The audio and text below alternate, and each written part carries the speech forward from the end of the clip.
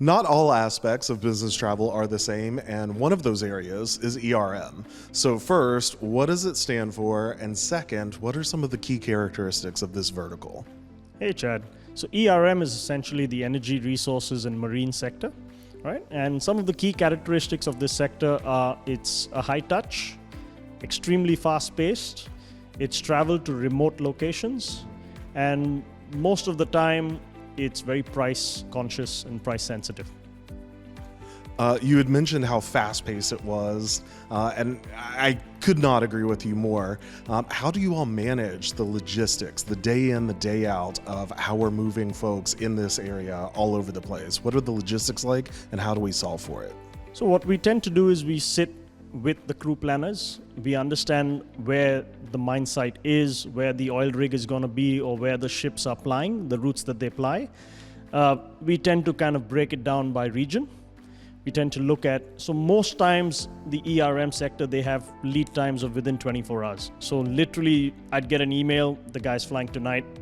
We don't get much advance notice. So as much as possible, what we try to do is we try to sit down with them, try and get in advance as much as possible the sectors that they're flying to, so we kind of have a rough gauge of what the prices are going to be like, what the airline schedules are going to be like. So there's a lot of collaboration that takes place behind the scenes between our teams and the airlines, our teams and the customers, vendors like port agents or manning agents that they have on site that look after the ground transportation.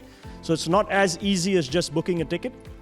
Once a guy knows he needs to travel, there's certain documentation that's required.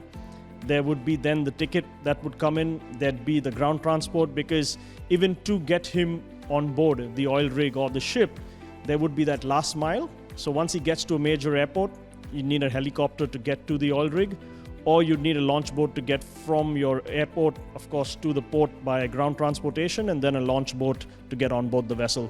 So it's this sort of door-to-deck, end-to-end solution, which in business travel, you're just kind of booking a flight. You probably take care of the visa and that's it. So it's very complex in that sense, but I guess at BCD what we've done is the teams that we've built, the structure that we've put in place is geared towards this ERM sector, and we've been successful at it. Well, I was just about to ask you, BCD is the leader in this area. What do you attribute our success to?